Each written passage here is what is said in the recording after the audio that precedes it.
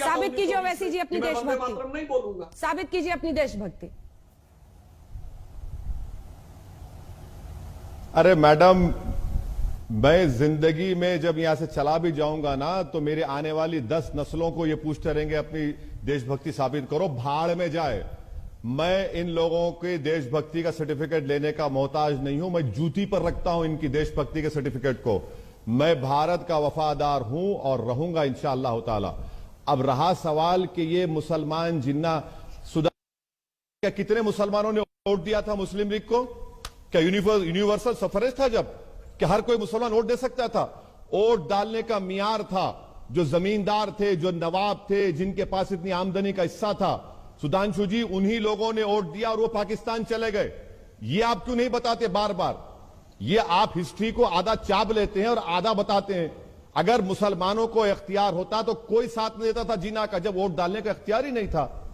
मुझे आपसे सिर्फ इतना ही कहना है कि जब आप किसी मुसलमान को देखते हैं तो आप अपनी सोच को बदलिए। और भारत के संविधान में फ्रीडम ऑफ एक्सप्रेशन है मेरे पास, और आप यकीनन अपने मजहब पर चलिए, सरस्वती वंदना पढ़िए, वंदे मातरम पढ़िए, मगर आप इस बात को समझिए कि किसी को आप फोर्स नहीं कर सकते। जहां पर नेशनल एंथम का मामला आएगा हम खड़े रहेंगे।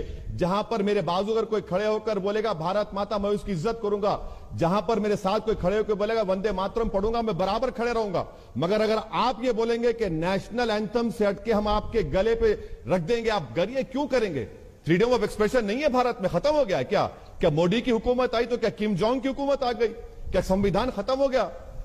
सुधांशु जी, तारीख को पढ़ लीजिए और तारीख को पढ़ के कहिए, वो जिना थे वो भाग गए पाकिस्तान को। हमको भारत से हमेशा मतलब था।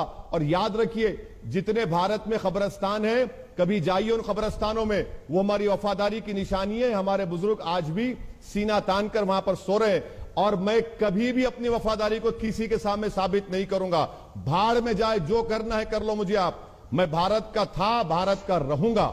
मुझे किसी की सर्टिफिकेट की जरूरत नहीं है। ये कब तक देंगे? कि आप दुकान खोल के बैठे हैं? आप नेशनलिज्म का सर्टिफिकेट देंगे, कांग्रेस सेकुलरिज्म का देगी? भाई साहब, ये दुकान मत चलाइए, देश चलाइए। दिल्ली के बाहर किसान तड़प रहा है सर्दी में, क्यों किसान आया है? आप लोगों की हिम्मत नहीं है किसानों के मसाइल को हल करने के लिए। आप देश के किसानों को बर्बाद करना चाह रहे हैं और असदुद्दीन ओवैसी से कह रहे हैं अपनी साबित करो। मैं हरगिज नहीं साबित करूंगा, ना मुझे जरूरत है आपकी।